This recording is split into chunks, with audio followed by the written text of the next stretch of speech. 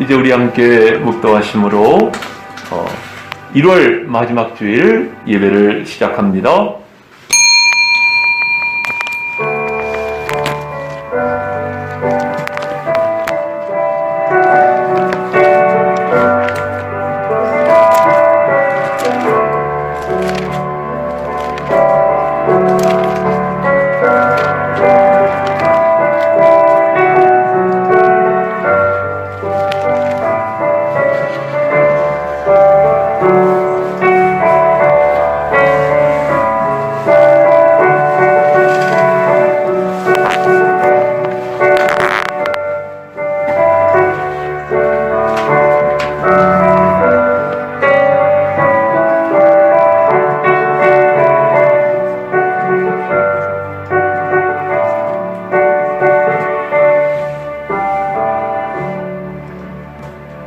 내가 산을 향하여 눈을 들리라.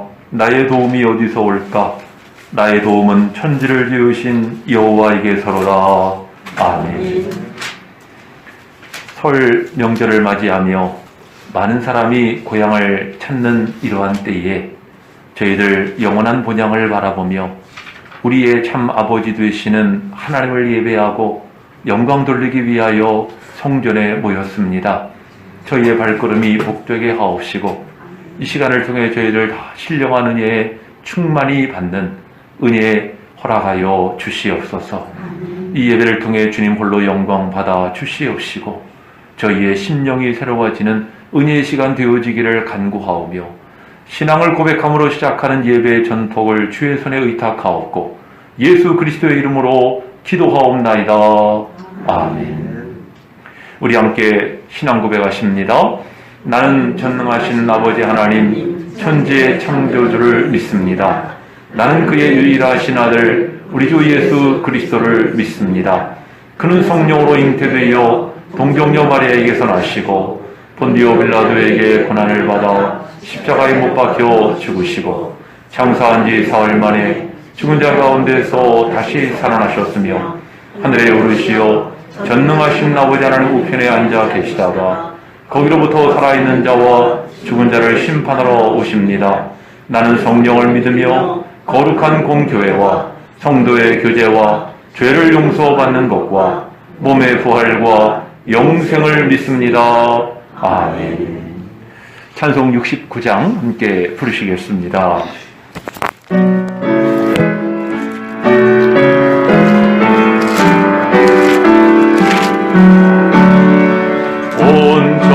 만물 우러러 다 주를 찬양하여라. 할렐루야 할렐루야. 조금 빛나는 밝은 해 조금 빛나는 밝은 달 하나님을 찬양하라. 할렐루야 할렐루야 할렐루야. 힘차게 부는 바람아 너가는 묘한 구름아 할렐루야 할렐루야. 젖없는 강한 아침에 젖지는 고운 저녁날 하나님을 찬양하라. 할렐루야 할렐루야 할렐루야. 저 흘러가는 맑은 물 가주를 노래하여라. 할렐루야 할렐루야. 조조와 많은 맑은 물 그 빛과 열을 내어서 하나님을 찬양하라. 할렐루야 할렐루야 할렐루야. 저 귀한 땅은 날마다 한없는 복을 펼치어 할렐루야 할렐루야. 땅 위에 꽃과 열매들 주 영광 영광 나타내어서 하나님을 찬양하라. 할렐루야 할렐루야 할렐루야. 너 선한 마음 가진 자 늘 용서하며 살아라. 할렐루야 할렐루야. 큰 고통 슬픔 지닌 자 내 근심 주께 맡겨라. 하나님을 찬양하라. 할렐루야 할렐루야 할렐루야. 주의 받은 만민아 다 불어 경배하여라. 할렐루야 할렐루야. 성삼위일체 주님께 존귀와 영광 돌려라. 그를 찬양 할렐루야 할렐루야 할렐루야 할렐루야.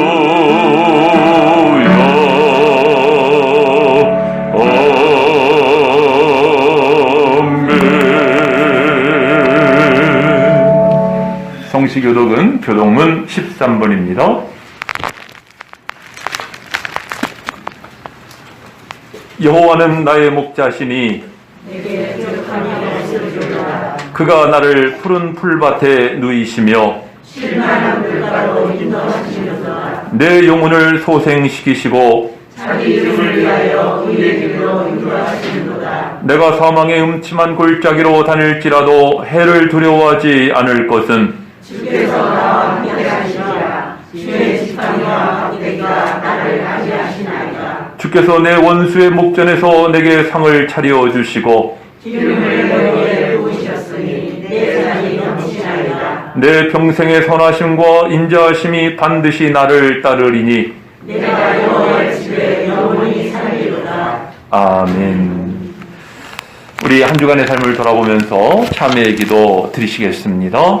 사랑하시는 아버지 하나님, 저희들 지난 한 주간의 삶을 돌아봅니다.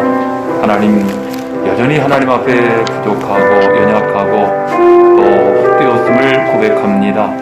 주님, 이 시간 예수 그리스도의 십자가의 보혈로 저희를 씻어주시고 정결케 하시고 하나님의 거룩한 은혜로 저희들을 새롭게 하여 주옵소서. 하나님 기뻐하시는 거룩한 성도의 모습을 하나님 저희들이 찾기를 원하오며 하나님의 은혜 가운데 굳건하여지는 주의 성도 되어지기를 원합니다. 이 시간도 주님 우리 가운데 임재하시고 역사하시고 하나님의 크신 능력으로 저희들 안위하시며 인도하여 주시옵소서.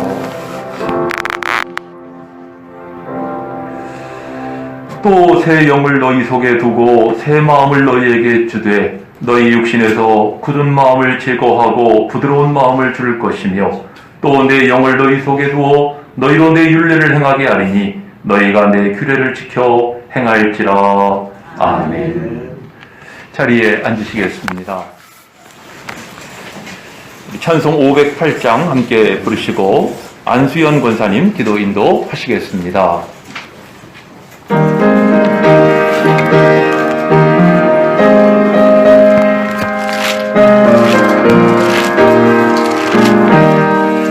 우리가 지금은 나그네 되어도 화려한 천국에 모자라다리니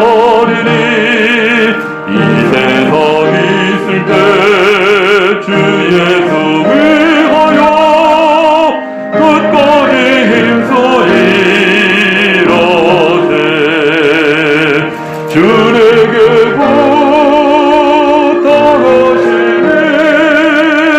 전사도 근무하겠네. 방목해 하라시 구주의 말씀을 온 세상 널리 전하세. 주 예수 말씀이 온 세상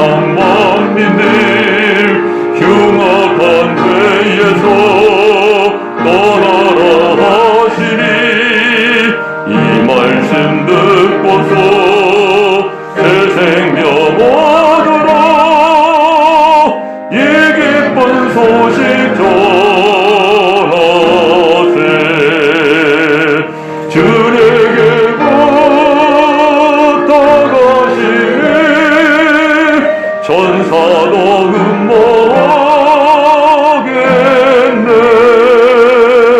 화목해 하라신 구주의 말씀을 온 세상 널리 전하세. 영생의 복락과 천국에 갈 길을 만 백성 알도록 나가서 전하세. 주 예수 말씀이 이 복음 전하라. 우리에게 부탁하셨네. 주에게 부탁하시니 천사도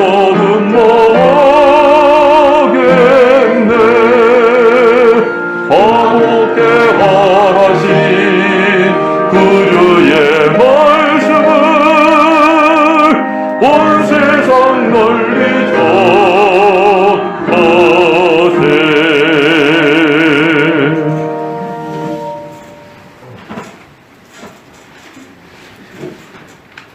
같이 기도하시겠습니다. 사랑과 은혜가 충만하신 참 좋으신 하나님 아버지, 거룩한 주일 은혜의 자리에 있게 하여 주심을 감사드립니다. 우리가 무엇이건대 이토록 사랑하사 너는 내 것이라 지명하여 택하시어 주님 자녀 삼아주심을 감사드립니다.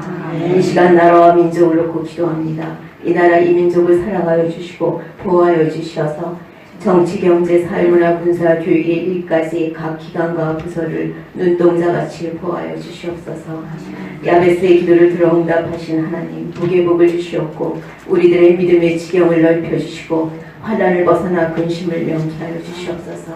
이것이 올 한 해 우리들의 기도 제목이 되기를 원합니다.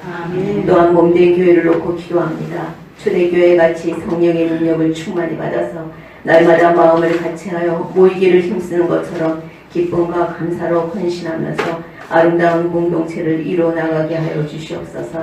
오늘 말씀을 증거하실 담임 목사님 늘 피곤치 않고 곤비치 않게 늘 건강으로 붙들어 주셔서 성도들을 잘 이끌어감에 부족함 없는 주의 종 되게 하시옵소서. 말씀 선포하실 때 마음의 무거운 짐과 육신의 질병을 다 치유하여 주셔서 늘 승리하는 권속들 되게 하여 주시옵소서. 예배의 시정을 주님께 맡겨오며 예수님의 이름으로 기도드립니다. 아멘.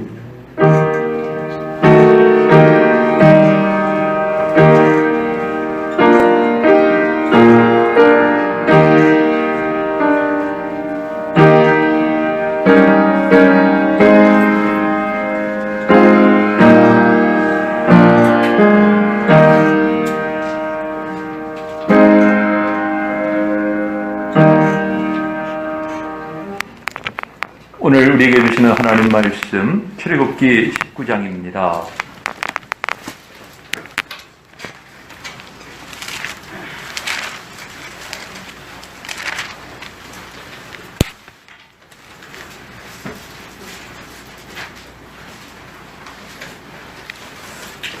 출애굽기 19장 1절로 6절까지 말씀을 한 절씩 교독하시겠습니다.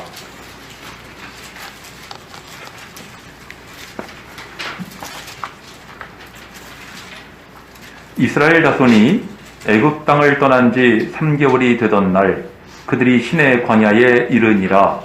그들이 기름을 따라 시내 광야에 이르러 그 광야에 장막을 치되 이스라엘이 거기 산 앞에 장막을 치니라. 모세가 하나님 앞에 올라가니 여호와께서 산에서 그를 불러 말씀하시되 너는 이같이 야곱의 집에 말하고 이스라엘 자손들에게 말하라.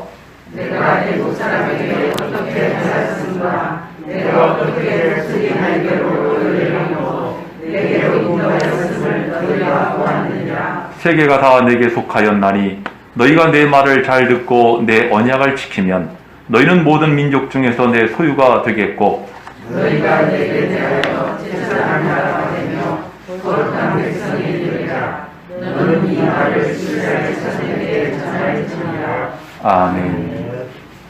이 주보를 보시면 오늘 설교 제목이 제사장 교회, 제사장 성도. 하나님께서 오늘 이 말씀을 통해 여러분과 저에게 큰 은혜 주실 줄로 믿습니다. 여러분들 제사장은 어떤 사람입니까? 레위 지파 가운데 아론의 후손들이 제사장이지요. 출애굽 당시에 하나님께서는 모세와 함께 아론을 택하시고 그를 대제사장으로 지명하셨어요. 위임하셨죠. 그리고 이 아론만이 아니라 그의 아들들도 제사장으로서 봉사하게 하셨고요. 또 아론의 후손들이 대를 이어가면서 제사장직을 승계하도록 하셨습니다. 이스라엘에는 왕, 선지자, 제사장이라고 하는 삼중직이 있는데요. 그 가운데 이 선지자는 하나님께서 그때 그런 상황에 맞도록 어떤 의무의 사람을 택하셔서 그를 하나님의 성령으로 감동하셔서 하나님 말씀을 대언케 하셨어요. 반면에 왕과 제사장은 주로 이제 세습되는 혈통에 의해서 세습되는 이 직책입니다. 왕의 아들이 왕이 되는 것이고 또 제사장의 아들이 제사장이 되는 것이죠. 참 이런 모습을 볼 수가 있는데, 그렇다면 여러분들 제사장의 역할이 무엇입니까? 제사장의 역할은 하나님과 백성 사이의 중보적 역할입니다. 특히 제사장이라는 말처럼 제사 드릴 때 필요한 존재인데요. 백성들이 구약시대에 하나님께 제사를 드리러 제물을 가지고 오면 그 제물을 받아서 손질을 해서 이것을 제단 위에 올려놓고 하나님께 제사를 드리는 존재가 제사장입니다. 특히 여러분들 이 제사를 드릴 때 꼭 필요한 존재고요. 제사장이 없으면 제사 자체가 불가능하죠. 여러분들 이 중요한 사건을 우리는 사무엘상 13장에서 볼 수가 있는데, 사무엘상 13장을 보시면 사울왕이 블레셋과 전쟁을 좀 치러야 되는 상황인데, 전쟁 치르기 전에 하나님께 제사를 드려야 되거든요. 그런데 그 당시 제사장이었던 사무엘이 정한 기간에 오지를 않는 거예요. 백성들은 흩어지고 블레셋은 쳐들어오고 얼마나 황급한 상황입니까? 그래서 이 사울왕이 너무나 급한 나머지 다 모여라, 누가 드리면 어떠냐 하고 자기 손으로 하나님 앞에 제사를 드렸단 말이죠. 이 일로 말미암아 하나님이 진노하셨어요. 왜? 하나님이 세우신 질서를 무너뜨린 것입니다. 아무리 왕이라도 제사를 드리는 일은 왕이 할 수 없는 일입니다. 제사를 드리는 누가 하는 일이에요? 제사장이. 근데 사울왕이 하나님의 질서를 무너뜨린 거죠. 결국 이 일이 단초가 되어서 사울왕은 하나님 앞에 버림을 당하게 되었어요. 우리가 알고 있는 사실이죠. 우리가 이 사건을 통해서 제사장이 참 중요하구나, 제사장을 통해서 하나님께서 제사를 받으시는 것이로구나 하는 것을 깨닫게 되어지는 것입니다.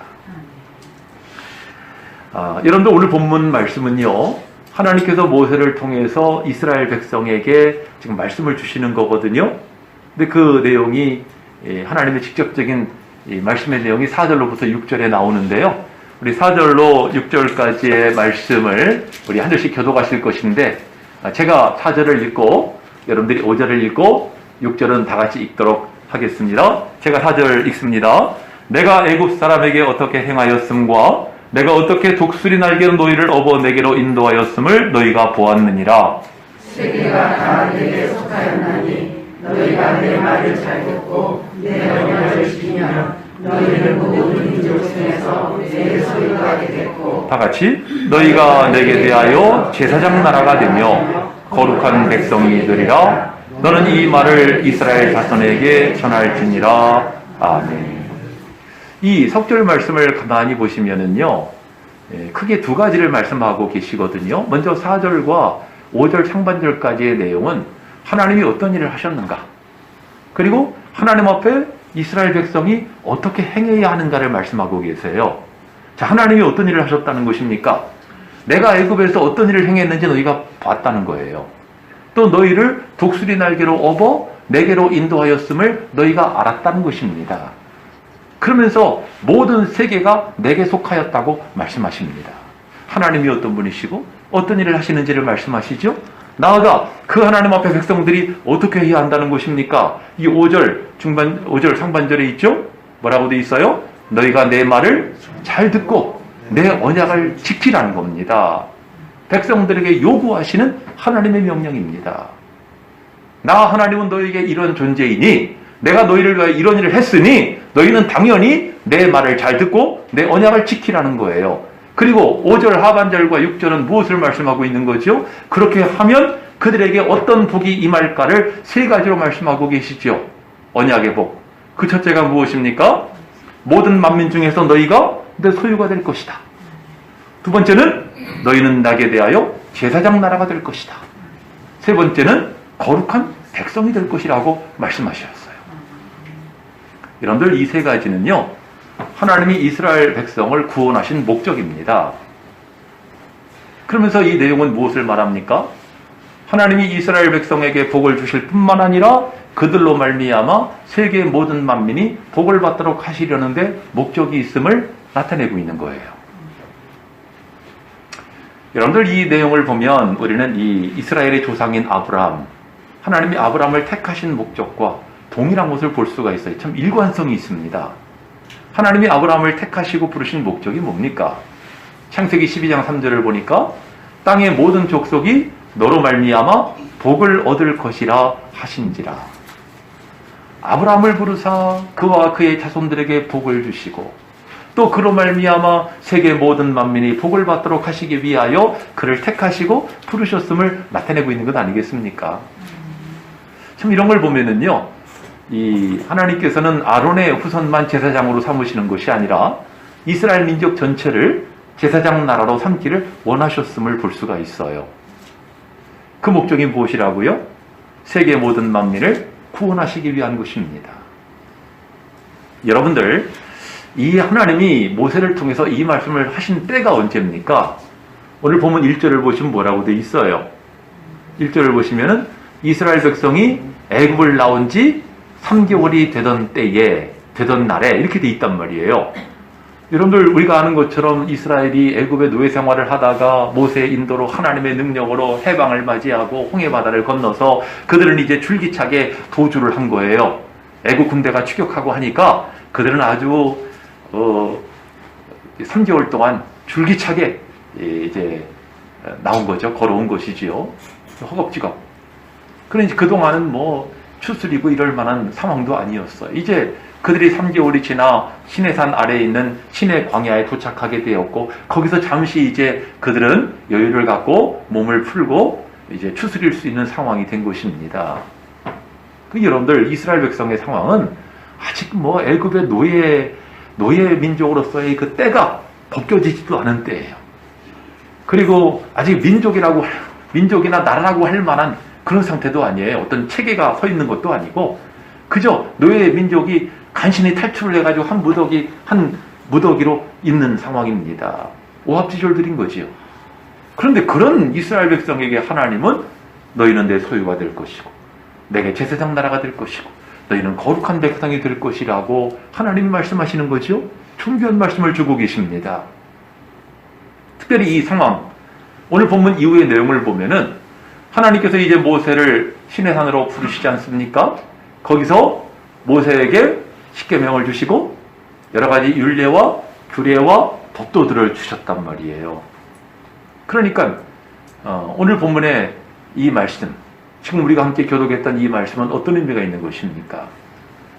하나님이 그들을 왜 택하셨는지, 그들을 왜 구속하셨는가, 왜 그들을 인도하셨는가, 그리고 왜 모세를 통해서 그들에게 십계명을 주시고 율례와 규례와 법도들을 왜 주시는가? 그 목적을 지금 세 가지로 말씀하고 있는 거거든요. 너희가 만민 중에서 내 소유가 되게 하기 위해서, 너희를 제사장 나라로 삼기 위해서, 그리고 너희를 거룩한 백성으로 만들기 위해서 하나님은 이 같은 일을 하고 계시다는 것입니다. 그렇다면 여러분들, 이스라엘 민족의 역사를 한번 생각해 보세요. 그들은 이스라엘 민족의 4000년 구약의 역사 가운데서 그들은 과연 이 제사장 나라로서의 역할을 바로 했는가? 하나님은 제사장 나라로 삼으신다고 하는데 제사장 나라로서의 사명을 감당했는가? 결론적으로 말하면 no입니다. 아니에요. 못했어요. 그 이유가 무엇일까요? 이 전제 조건부터 이게 거기서 멀어져 있었던 것입니다. 벗어나 있었어요. 전제 조건이 뭐예요? 여기 5절에 있는 것처럼 세계가 다 내게 속하였나니 너희가 내 말을 잘 듣고 내 언약을 지켜 행하면, 이 전제 조건. 이스라엘 민족의 역사는 하나님 말씀을 듣지 않아요. 하나님의 언약에 성실하지가 않았어요. 그래서 결국 제사장 나라로서의 역할을 제대로 하지 못한 것입니다. 제사장 나라는 교사하고 그들 자신도 성결하지를 못했던 것이에요. 참 아이러니한 일입니다. 하나님께서는 이스라엘 민족을 택하신 것이 하나님과 세계의 모든 민족 사이의 중보적 존재, 제사장적 존재로 그들을 삼으시기를 원했던 거거든요.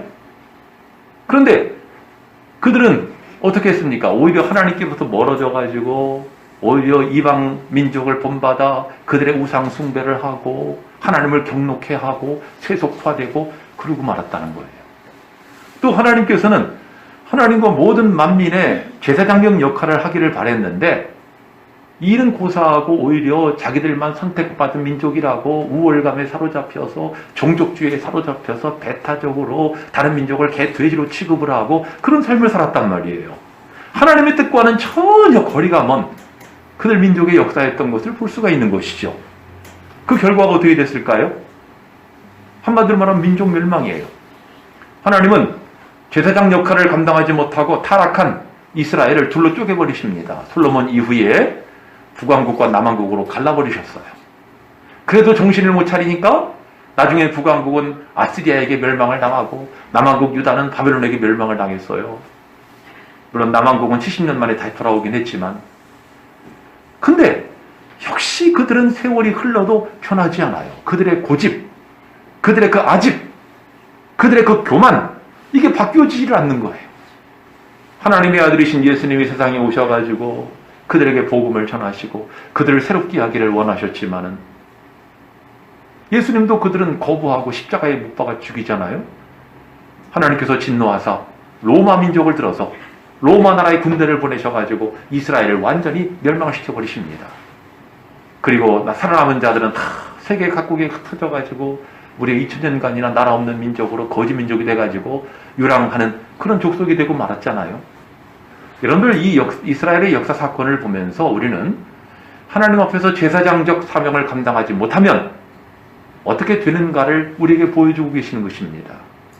다른 이도 아니고 하나님이 그들을 사랑하셔서 애굽에서 건져내셨고 그들을 보호하셨고 인도하셨고 젖과 꿀이 흐르는 땅으로 인도하여 주셨건만 그들이 하나님의 은혜를 잊어버리고 그들은 우상 숭배에 빠지고 세속화되고 제사장적 역할을 감당하지 못함으로 말미암아 결국 그들은 이와 같은 민족 멸망의 그런 고통을 맛보게 되었다는 것입니다. 참 우리에게 경종을 울리는 사건이지요. 오늘 시대에도 하나님께서는 우리를 통해서 제사장 역할을 하기를 바라시고 또 제사장 공동체를 찾고 계시다는 사실을 우리는 기억해야 할 것입니다. 여러분들 이 성경을 보면요, 진정하고 유일하고 참되신 대제사장은 오직 한 분이시지요. 누굽니까? 예수 그리스도. 예수 그리스도만이 유일하고 완전한 대제사장이에요. 히브리서가 이것을 잘 나타내고 있거든요. 왜 예수님은 완전한 대제사장인가? 여러분들 구약시대에는 백성들이 황소나 염소나 양이나 제물을 가져오면 이걸로 제사를 드리잖아요. 근데 사람이 죄를 반복할 수밖에 없거든요. 그러니까 죄를 지을 때마다 양 가지고 와야 되고 소 가지고 와야 되고 그 반복될 수밖에 없는 거예요. 그러나 예수 그리스도께서는 자기의 몸을 제물로 삼으신 것입니다. 십자가라고 하는 번제단에서 자기의 몸을 제물로 삼으사 하나님 앞에 바쳐드리신 거예요. 그리고 그 한 번의 희생으로 말미암아 영원한 속죄를 이룬 것입니다. 예수님의 이전 시대에나 이후 시대에나 누구든지 예수를 믿고 영접하는 자들은 다 구원을 받는 그런 은혜를 허락하여 주신 것이죠. 예수님의 십자가의 희생은 대제사장으로서의 완전한 단회적인 사건이었음을 우리가 볼 수가 있는 것이에요. 또 그 이후에 어떤 일이 벌어집니까? 예수님께서 십자가에서 희생하시고 자기를 속죄의 제물로 바치셨는데 그 이후에 어떤 일이 벌어집니까? 여러분들 구약시대의 제사 제도를 가지고 이야기를 해보죠. 구약시대 제사를 드릴 때 제사장이 그 절차를 보면은요, 백성에게서 양 짐승을 받아서 손질을 해서 제단 위에 올려놓고 그 다음에 뭐합니까? 불로 태워야죠. 그죠? 불로 태워서 그 고기를 태워서 하나님 앞에 바쳐드리는 거예요. 하나님이 연기, 향을 흠양하시고 제사를 받으시는 거거든요. 그렇게 해서 제사가 이루어졌는데 예수님께서 십자가의 희생 제물이 되시고 그 이후에 성령의 불이 떨어짐으로 말미암아 완전한 제사가 이루어졌다는 사실입니다. 엘리야의 제단에 제물을 올려놓고 간구했을 때 하나님께서 하늘에서 불을 내리셔서 그 제물을 태우신 것처럼 신약 시대에도 예수 그리스도의 십자가라고 하는 번제단 위에서 예수님은 희생을 하셨고 이것을 담보로 하여서 하나님이 주님을 따르는 백성들에게 성령의 불을 내려주십니다. 이로 말미암아 진정한 완전한 대제사장으로서의 속죄가 완성된 것입니다. 오늘 이 시대를 살아가는 주의 성도된 우리들은 바로 그 예수님의 십자가의 보혈의 공로와 성령의 은혜를 힘입어서 주의 백성이요 하나님의 소유요 하나님의 제사장이요 거룩한 백성이 된 줄로 믿습니다. 그 말씀이 어디에 있습니까? 베드로전서 2장 9절에 나오죠. 화면에 보여드립니다마는 우리 같이 한번 읽어보십시다. 시작. 그러나 너희는 택하신 족속이요 왕같은 제사장들이요 거룩한 나라요 그의 소유가 된 백성이니 이는 너희를 어두운 데서 불러내어 그의 기이한 빛에 들어가게 하신 이의 아름다운 덕을 선포하게 하려 하심이라. 너무나 유명한 말씀이어서 모든 교회 모든 신자들이 다 좋아하는 말씀이에요. 근데 이 말씀 앞부분에 어떤 내용이 나오느냐 하면은 예수 그리스도는 보배로운 산돌이시다. 근데 건축자들이 버렸다는 거예요. 건축자들이 누구예요? 건축에 관한 전문가들 아닙니까? 전문가들임에도 불구하고 예수님이라는 그 보배로운 기초석, 그 모퉁이돌을 알아보지 못하고 예수님을 버렸다는 것입니다. 하지만 예수께서 보배로운 모퉁이돌인 것을 깨닫고 주님을 따르고 믿고 섬기는 그들이 바로 택하신 족속이요 왕같은 제사장들이요 거룩한 나라요 그의 소유가 된 백성이라는 뜻입니다. 아무나 그런 것이 아니라 예수께서 보배로운 산돌이시고 보배로운 모퉁이돌인 것을 믿는 사람들이 바로 이러한 자격에 해당한다는 것이죠. 이 자리에 계시는 저와 여러분이 바로 이러한 백성들인 줄로 믿습니다. 그러면 여러분들 택하신 족속은 뭐예요? 하나님께서 창세전에 예정하시고 택하셨다는 말이죠. 미리 선별하셨다. 그 다음에 왕같은 제사장들이란 어떤 말입니까? 존귀한 존재라는 거예요. 하나님 앞에. 왕이 얼마나 존귀합니까? 게다가 제사장, 아까 소개했잖아요. 제사장이 없는 예배는 받지 않으신다는 거잖아요. 그건 하나님 앞에서 존귀의 극치를 이루는 존재가 인간으로서 바로 왕같은 제사장이라는 표현이에요. 거룩한 나라다. 우리는 구별됐다는 겁니다. 세상 사람과 다르다는 거예요. 성별됐다는 거죠. 그리고 그의 소유가 되었다는 것은 무엇을 말합니까? 우리의 소유권이, 우리의 주재권이, 우리의 소속이 누구에게 있다는 것입니까? 하나님께 있다는 것입니다. 그렇다면 이렇게 우리의 신분이나 우리의 본질이 이렇게 변화가 되었는데요. 이러한 은혜를 우리가 받은 자가 되었는데, 자, 그렇기 때문에 이 시대를 살아가는 여러분들은 다 제사장적 사명을 가진 존재라고 할 수가 있는데, 그렇다면 우리가 제사장으로서의 어떤 사명을 감당해야 되느냐 하는 것이 바로 이 하반절에 나오죠. 하반절. 이는 너희를 어두운 데서 불러내어 그의 기이한 빛에 들어가게 하신 이의 아름다운 덕을 무엇하게 하려 하심이라? 선포하게 하려 하십니다. 여러분들이 선포해야 되는 거예요. 무엇을? 내가 지난날에 어둠 가운데 있었는데 이제는 주님의 그 은혜 가운데 기이한 빛에 들어갔다는 것입니다. 그 영광의 광채를 체험했다는 거예요. 은혜를 입었다는 것입니다. 이것을 선포해야 한다고 말씀하는 것이에요. 다시 말하면 하나님의 뜻은요, 세상 모든 만민이 하나님을 믿는 것이고 하나님의 이야기를 듣는 것이고 하나님을 나의 주님으로 영접하는 것이 하나님이 바라시는 바예요.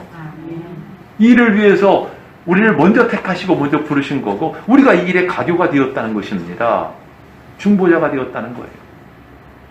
여러분들 이쪽에서 이쪽을 이 바다를 가운데 두고 넘어가려면 다리가 있어야 되잖아요. 가교. 우리가 가교라는 거예요. 우리 교회가 왜 세워졌습니까? 이것 때문에 세워진 것입니다. 이 지역사회에 하나님의 복음의 광채를 나타내기 위해서. 이 땅에 많은 교회가 있지만 우리 새로운 교회는 하나님의 제사장적 역할을 감당하는 교회가 되어야 할 줄로 믿습니다. 이 자리에 계시는 여러분들, 우리 새로운 교회 성도님들, 세상에 많은 신자들이 있지만 여러분들이야말로 진정한 제사장적 역할을 감당하는 하나님의 백성이 되어야 할 줄로 믿습니다. 그러면 여러분들 지금까지 여러분들에게 소개해드린 내용을 종합해 봤을 때 오늘의 시대를 살아가는 우리에게는 두 가지 큰 임무가 있는 것을 발견하게 되는데, 먼저는 제사장이 되라는 것이고 두 번째는 제사장으로서의 역할과 사명을 감당해야 한다는 것입니다. 제사장이 되어야 하고 제사장으로서 살아야 한다는 이야기죠. 쉽게 말하면 여러분들 제사장이 된다는 것은 무엇을 말하는 것입니까? 구약시대에 어떤 사람이 제사장이라고 그랬어요? 아론의 후손이라고 그랬죠? 다 아시지만 얘기 안 하시는 거죠? 아론의 후손, 즉 혈통적으로 세습된다고 그러지 않습니까? 그럼 우리는 어떻게 제사장이 되는 거죠? 우리가 영적인 제사장이라는 것인데 어떻게 된다는 거예요? 우리는 예수 그리스도의 십자가의 구속의 피로 말미암아 구속함을 받았기 때문에 우리는 영적인 제사장인 것입니다. 아론의 피를 타고 이어받은 사람이 제사장이 되는 것처럼 예수 그리스도의 보배로운 피를 물려받은 우리가 영적인 대제사장이라는 이야기죠. 아까 여러분들에게 소개한 베드로전서 2장의 말씀대로 한다면 보배로운 산돌이시고 보배로운 모퉁이 돌이신 예수님을 믿고 따르는 우리가 제사장으로서의 자격이 있는 존재가 되어지는 것입니다. 그리고 오늘 본문으로 한다면 출애굽기 19장, 너희가 내 말을 잘 듣고 내 언약을 지켜 행하면 제사장 나라가 된다고 했으니까 우리가 하나님의 말씀을 잘 듣고 하나님의 언약의 말씀을 지켜 행할 때 우리가 곧 제사장이 되는 것입니다. 여러분들 하나님의 말씀 순종하시기를 바라고 하나님의 말씀을 존중히 여기면서 그 말씀에 성실한 여러분들 되시기를 바랍니다. 그러면 여러분들은 바로 제사장인 거예요. 나아가 우리는 제사장의 역할과 사명을 감당해야 된다는 것인데요. 이런 얘기를 하면 어떤 교인은 그래요. 목사님, 아휴, 제사장은 무슨 제사장입니까? 내 믿음이나 똑바로 했으면 좋겠습니다. 나도 제대로 못 사는데 무슨 제사장이에요? 그런 얘기들을 많이 해요. 웃으시는 거 보니까 많이 동의하시는 것 같은데 여러분들 아셔야 될 것이 있어요. 하나님께서 우리를 부르신 것은 우리만 예수 믿고 구원받으라고 부르신 게 아니잖아요. 저나 여러분들이 구원을 받는 것도 중요하지만 거기서 끝나지 않고 우리를 통해서 세상이 구원받도록, 우리의 주변 사람들이 구원을 받도록 하기 위해서 우리를 부르신 거예요. 여기에 우리 제사장으로서의 사명이 있는 것이지요. 여러분들, 제사장이라는 존재는 중보의 임무를 가진 자고 다른 존재를 위해서 있는 존재가 제사장입니다. 그렇다면 오늘 우리가 수행해야 될 중보적 역할로서의 제사장적 사명에는 어떤 것이 있는가? 세 가지를 소개해 드립니다. 먼저는 다른 사람을 위해 중보기도 하셔야 돼요. 구약적으로 이야기해 볼게요. 여러분, 구약시대에 백성이 제사를 드리기 위해서 제물을 가져왔잖아요. 뭐 소든 양이든 가져왔잖아요. 그럼 제사장이 그걸 받아가지고 그걸 손질을 해가지고 제단 위에 번잔에 올려놓고 불로 태우지 않습니까? 그럼 가만히 서가지고 그냥 제사장이 멀뚱멀뚱 보고 있나요? 아니죠? 뭐해요? 제물을 가져온 사람의 죄를 위해서 기도하는 거예요. 그게 제사장의 역할이에요. 제사만 드리는 게 아닙니다. 제사를 드리면서 하나님, 아무개가 이 하나님 앞에 제사를 드립니다. 이 제물을 받으시고 이에 이 사람의 죄를 사하여 주옵소서 하고 기도하는 거예요. 이게 중보적 사명을 갖고 있는 것입니다. 오늘 여러분도 마찬가지예요. 여러분들이 어떤 상황 가운데 있든지, 내 삶에 문제가 있든지, 내 몸이 아프든지, 어떤 가운데 있든지 나만을 위해서 기도하지 말고 누구를 위해서? 다른 사람을 위해서, 내 가족을 위해, 아직도 믿지 않는 내 가족을 위해, 나의 이번 명절을 맞이하는데 우리 친척, 친지를 위해서 여러분들 기도하시기 바랍니다. 아멘. 그것이 제사장으로서의 사명인 것입니다. 다시 말씀드리지만 하나님께서 이곳에 우리 교회를 세우신 목적은 이 지역사회를 위한 제사장형 역할을 하라고 세우신 것입니다. 우리끼리 잘 먹고 잘 살라고 여기다 새로운 교회를 세우신 것이 아니고 우리가 거룩해지면 이 지역도 거룩해지는 거예요. 소돔과 고모라가 왜 멸망당했죠? 소돔과 고모라가 악이 가득해서 멸망당했나요? 물론 명목은 그래요. 하지만 하나님께서 말씀하신 내용을 통해서 보면은요, 소돔과 고모라에는 의인 10사람이 없어가지고 망했습니다. 심판을 받았어요. 의인 10사람이 바로 제사장령 역할을 하는 사람들인 거예요. 그 사람들이 없었기 때문에 소돔과 고모라는 불로 심판을 받은 것입니다. 하나님은 오늘날도 그런 사람을 찾고 계시다는 것이죠. 두 번째, 중보형 역할 두 번째는요, 복음 전도죠. 말할 것도 없죠.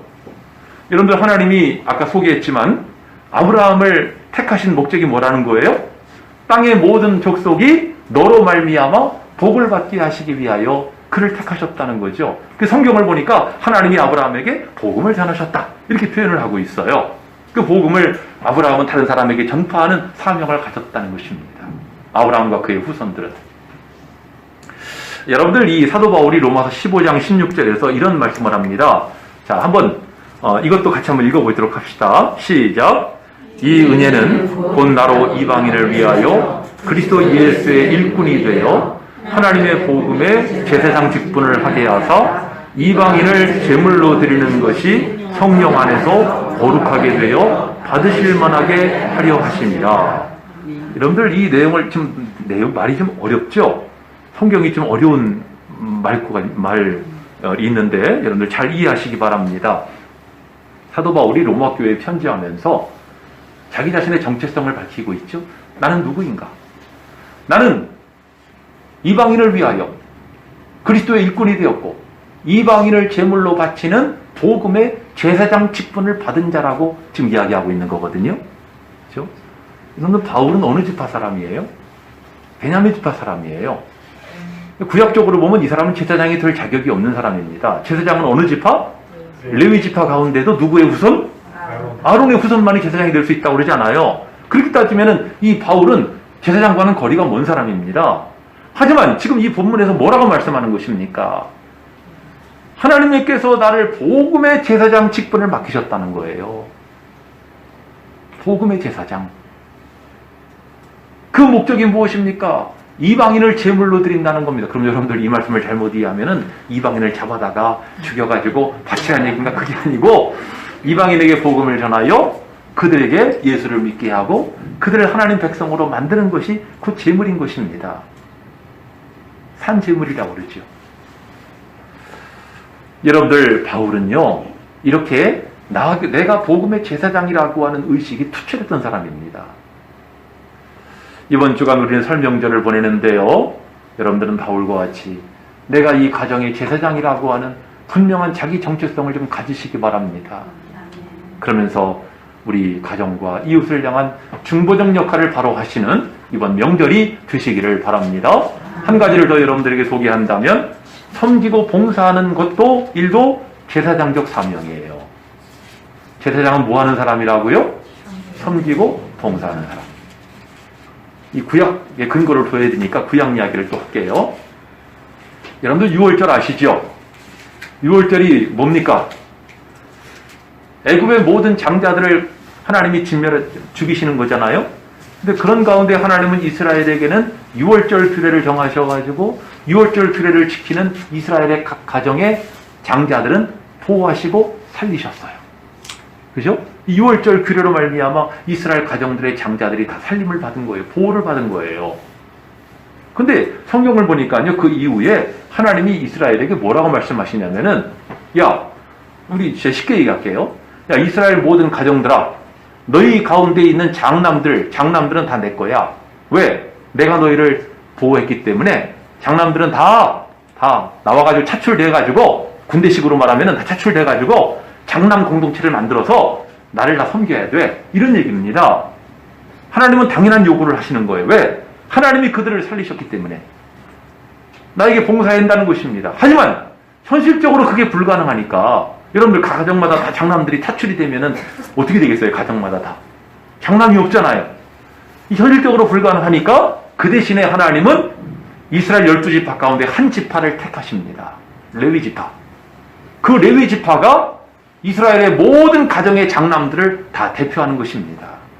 그들을 대신하여 레위 지파가 하나님을 섬기도록 했어요. 그 레위 지파는 땅도 없어요. 기업도 없어요.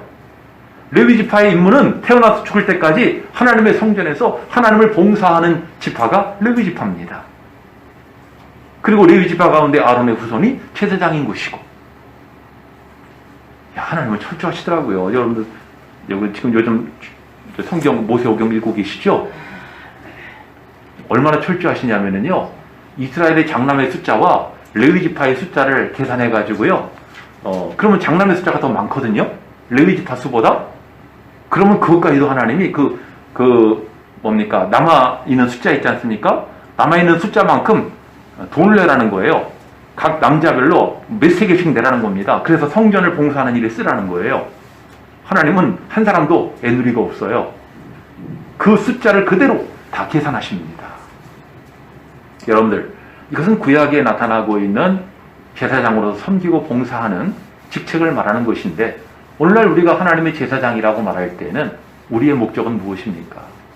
하나님 앞에 봉사하고 헌신하고 그리고 이웃을 섬기는 것이 바로 우리가 해야 할 일인 줄로 믿습니다.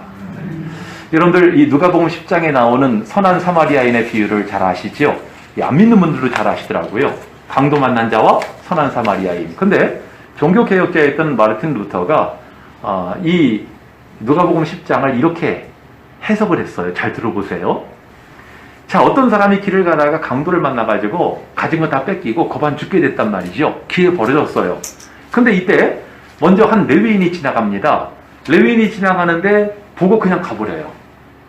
두 번째, 제사장이 지나가다가 보고 또 그냥 갑니다. 마르틴 루터는 이 부분을 이렇게 해석을 했습니다.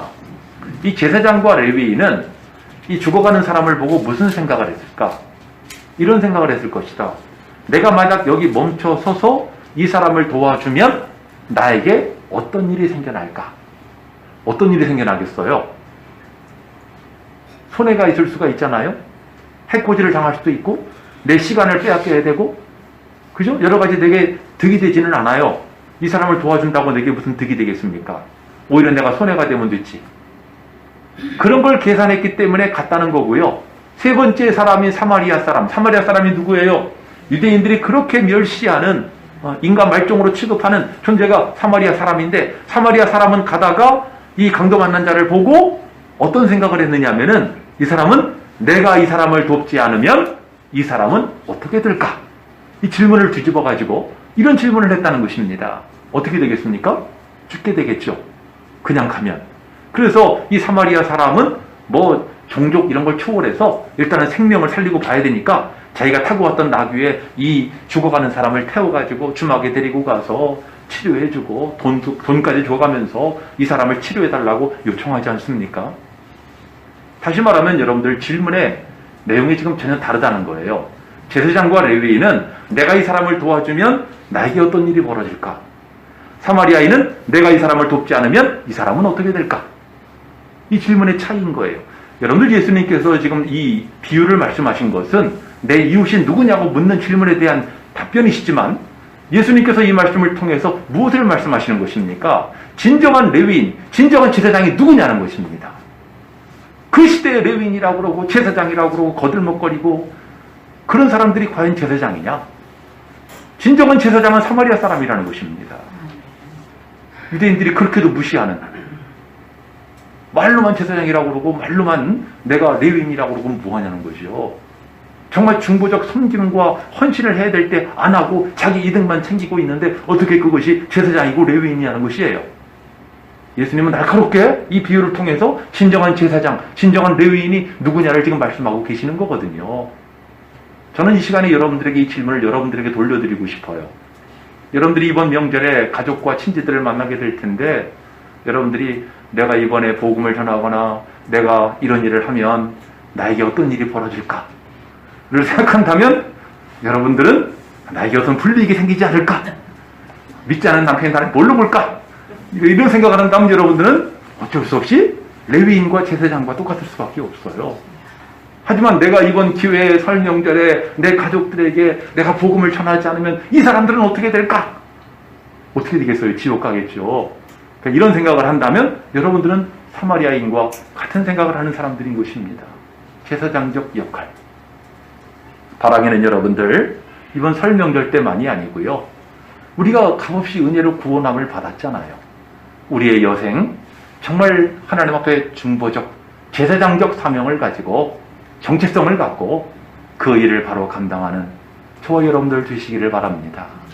그래서 오늘 설교 제목과 같이 우리 교회는 이 시대에 하나님이 기뻐하시는 제사장 교회, 여러분들은 하나님이 기뻐하시는 제사장 성도들이 다 되시기를 주의 이름으로 축원합니다. 우리 찬송 부르시겠습니다. 505장 부르시고 말씀을 기억하시면서 결단의 기도 드리시겠습니다.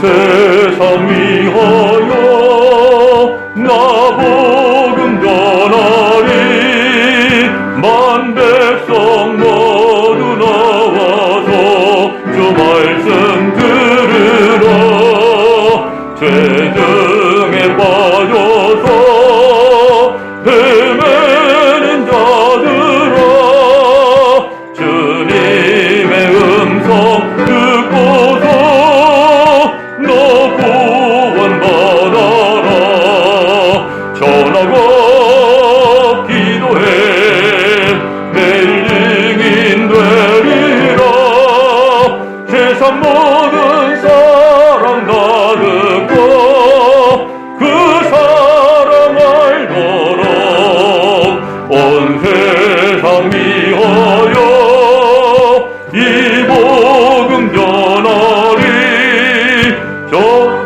인에게 하고서 주 예수 믿으라 이 세상 구하려 주 돌아가신 것 나 증거하지 않으면 그 사람 모르리 즐겨 전하고 매일 기도해 매일 증인 되리라 세상 모든 사람도 듣고 그 사람 알도록 온 세상 위하여 주 은혜 임하리 주 예수 이름 믿고 이 복음 전하자 먼 곳에 나가서 전하지 못해도 나 어느 곳에 있든지 늘 기도 힘쓰리 전하고 기도해 매일 증인 되리라 세상 모든 사람 다 듣고 그 사람 알도록 우리 함께 말씀을 기억하시면서 통성으로 기도합니다. 사랑하시는 우리 아버지 하나님 이 시간 저희들 기도합니다. 하나님께서는 지난날 이스라엘 민족을 그리고 오늘 이 시대에는 우리를 하나님의 제사장 나라로 제사장 교회로 제사장 성도로 우리를 부르신 줄로 믿사옵나이다. 우리가 해야 할 일이 무엇인지를 깨닫게 하옵소서. 이 시간 우리가 살펴본 말씀과 같이 하나님 저희들은 다른 이들을 위하여 중보기도 하고 또 다른 이들에게 복음을 전하고 다른 이들을 섬기고 교회를 봉사하는 하나님 우리의 헌신과 섬김의 모습이 되어지기를 원합니다. 하나님 그렇게 할 때 하나님이 기뻐하시는 교회 하나님이 기뻐하시는 주의 성도가 되어지는 줄로 믿습니다. 오늘날 많은 사람들이 자기 자신의 유익과 행복만을 추구하는 시대인데 오늘 이 시대에 살아가는 우리들은 다 하나님의 귀한 은혜와 하나님의 성령의 인도하심을 받아 주님 우리에게 맡겨주신 이 제사장적 사명을 바로 감당할 수 있도록 저희들을 권고하여 주시옵소서. 믿사옵나이다.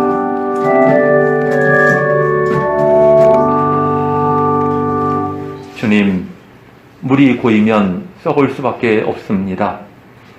우리가 하나님께로부터 은혜 받기만을 바라고 다른 사람을 향한 복의 통로로서의 역할을 하지 못한다면 어쩔 수 없이 우리의 신앙은 정체되고 고인 물이 될 수밖에 없는 줄 압니다. 우리가 하나님께 많은 은혜를 받기를 원하고 받은 바 은혜를 나만 누리는 것이 아니라 내 주변 사람들에게 널리 이것을 나타내는 복의 통로로서의 사명을 바로 감당케 하여 주시옵소서. 물이 흘러들어오고 흘러나가는 흐르는 물에 고기가 펄떡거리며 살아 움직이는 것처럼 우리의 신앙이 살아 움직여야 될 줄로 믿습니다. 왜 우리의 신앙이 힘이 없고 맥이 없고 기력이 없고 기운이 없습니까? 하나님, 나 자신의 유익만을 추구하기 때문이 아닙니까? 하나님, 저희들에게 자원하는 마음을 주셔서 하나님, 나 자신만이 아니라 하나님이 기뻐하시는 제사장적 사명을 바로 감당할 수 있는 저희 모두가 다 되게 하여 주시옵소서. 믿사오며 예수님 이름으로 기도드리옵나이다. 아멘. 317장 1절, 3절, 5절 부르시면서 봉헌하시겠습니다.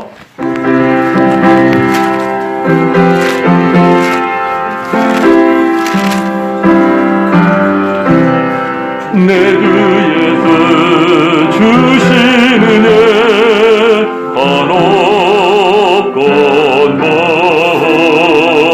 내 주 앞에 이 적은 것 다 드리니 주 예수여 내 정성을 받으소서. 주 예수께 빚진 것이 한없건 나를 위해 드린 것은 참 적으니 주 예수여 너그럽게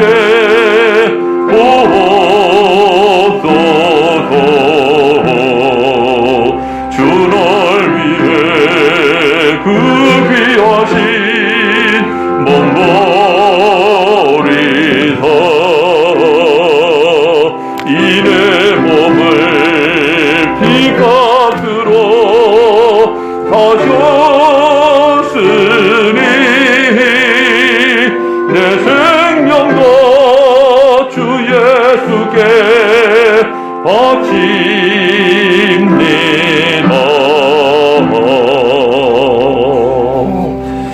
재단에 여러분들이 여러 명목의 예물 드리셨습니다. 예, 그 가운데 감사헌금, 하나님이 기뻐하시는 삶 살게 인도하소서 장금숙 권사님 드리셨고요. 또 신방감사헌금 우리 최연순 권사님, 교회가 견고해지고 평안해지기를 원합니다. 또 새벽에 깨어 기도하는 교회 되기를 원합니다.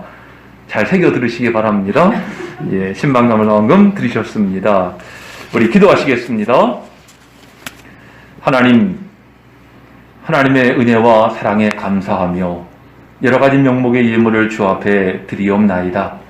11조 예물을 드렸으며 또 여러 명목의 감사 예물을 드렸으며 또 주일헌금, 주정헌금 그리고 여러 목적헌금을 이 시간 드리옵나이다. 하나님, 이 각양 예물들 기쁘게 연락하여 주시옵시고 간절히 비옵나니 저희들 가정이 평안하게 하시고 또 저희의 생업이 강건하게 하옵시고 또 저희 영적으로 날마다 새 힘을 얻는 주의 성도가 되게 하여 주시옵소서.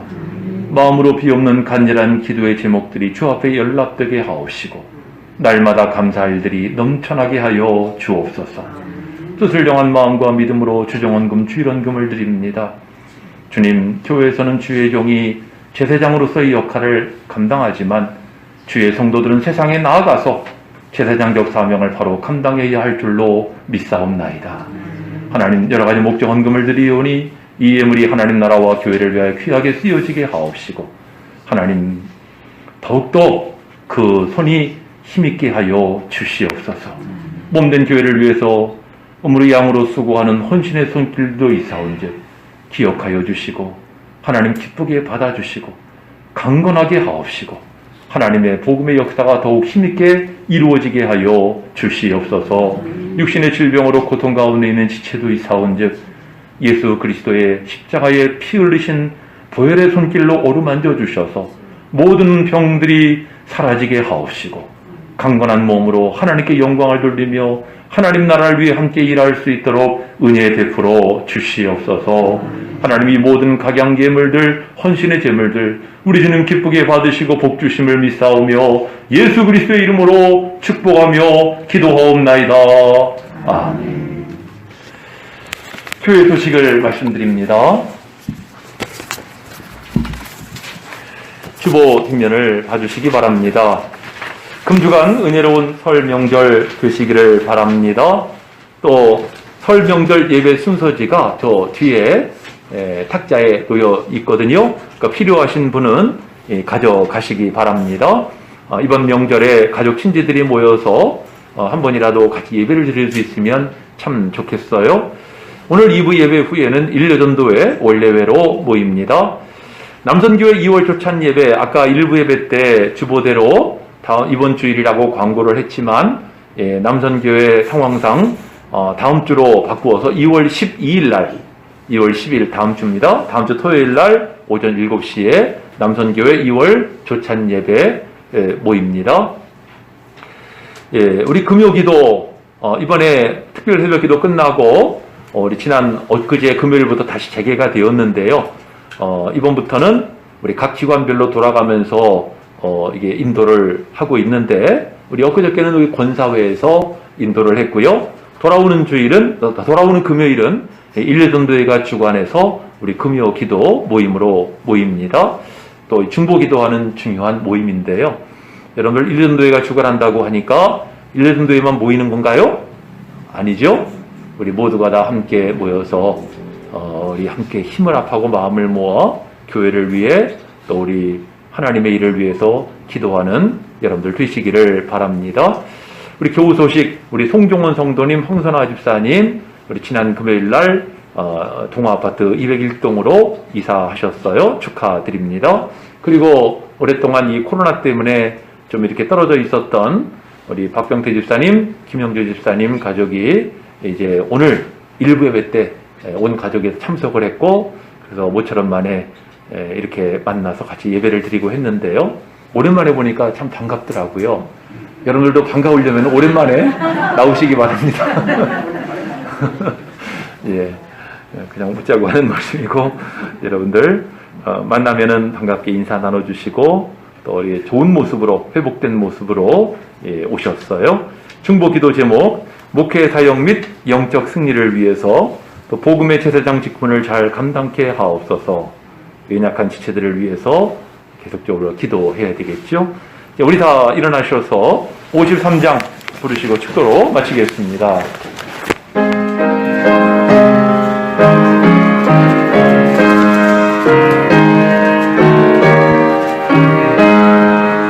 성전을 떠나가기 전 머리를 숙일 때 주께서 함께 계시고 복 내려주소서.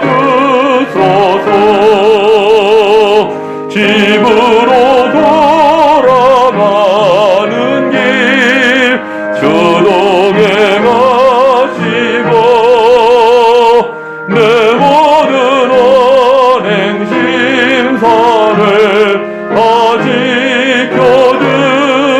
지켜주소서. 거룩한 날이 다가고 저녁이 되도록 주 우리 맘에 빛 되사 늘 계시옵소서.